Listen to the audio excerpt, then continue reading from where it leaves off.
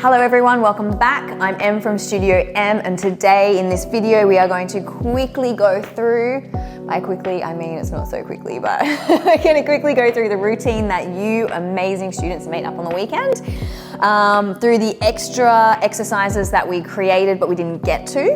And the whole video is designed so that you can watch it, practice the cues out loud, pause the video when you need to, and see if you can come up with your own style. So whatever I do, what could you add? Yeah, how could you improve? How could you improve on my cueing, my body positioning, all that sort of stuff. So we're going to be teaching this first thing Saturday morning, as you already know, and as you have done half of it already. So please have fun. I'm going to pretend Skelly is my client so that I can go through what we did in terms of injury screening. Okay, so we're going to call Skelly Davita. Who knows? Davita. Don't know how that just came to me. I don't know anyone called Davita, but Davita it is. All right, hey Davita, nice to see you again. Yeah, how's your week been? Wonderful, I'm glad it's been good and you've been working a lot. Now listen Davita, I recall you having a bit of a hip injury, is that correct? Yeah. Could you tell me how your hip's feeling today? Yes, well, my hip's feeling pretty sore on the right-hand side. Could you point to where you're feeling the pain, please? Here. Oh, right there, okay. And right now, on a scale of 0 being no pain at all, and 10 being the worst pain ever, what sort of pain are you sitting at rest? Okay, about a 3. So it's not too bad, yeah? And when that pain does come on when you're doing exercise or Pilates or other Pilates classes, what number does your pain get to? So it stays around this, only gets to about a 4? Okay, perfect. If for any reason that pain does start to increase and it gets to around that 6 mark, I really need to let you know because it shouldn't feel like that.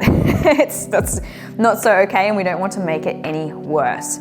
So could you quickly tell me before I get you to go find your beautiful comfortable bed before they're all taken, could you let me know which movements you usually do, whether it's in Pilates or at home, sitting, standing, showering, bring on pain? Yes, well, when I do this movement out to the side, it really hurts. Okay, so when you do when you lift your leg out to the side, which is abduction, we don't need to say that to the client though, that's when it hurts. Any other movements? No, there's no other movements. Okay, so in class today, we do have one exercise, which is abduction. That's when we have our feet in straps.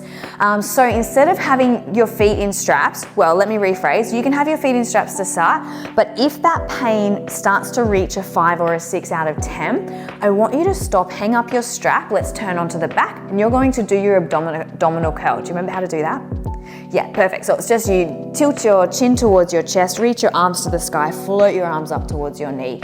That's your abdominal curl, and you roll back down. So that will be your extra exercise that you will do, as long as you feel okay to do that when no one else is doing that, if that pain gets to a 5 or a 6.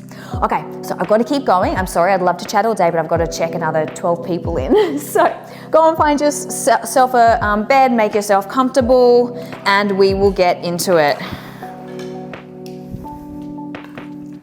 Okay, so you see that probably went a little longer than I would want it to, because we usually only have 15 minutes to get people in. However, if somebody is injured and if somebody is limping and you can see that, you need to understand what their movement limitations are, because obviously you are not their physio and you are not their sports and exercise scientist or their doctor. However, you do have the opportunity to learn how to cater for each type of movement limitation. Not the injury itself, but the movement limitation. So if they're getting pain from abducting their leg and they've told you that that pain gets pretty high pretty quickly, then you probably want to avoid putting them in that position. You can always offer it to start with, and then you can say, if that pain gets to a 5 or 6 out of 10, and it's lingering around, turn onto your back and let's do some core work. So you want to prep the client before they start the class, otherwise it can completely interrupt your flow. If you're in the middle of a hard set with people with feet everywhere in doing their side glutes, and you're trying to push their bums back, line up their hips, lengthen their legs, and at the same time you're trying to explain to this lovely human, Davita, how to turn onto our backs and do an ab curl. So I always try and figure out what limitation each client has. So at the very start, I could give them a new option from the start, yeah? And if we don't have time, if everyone's running in the class, make it so quick. Hey, I know you have an injury, which movements hurt? So you don't have to do it as long as I just did.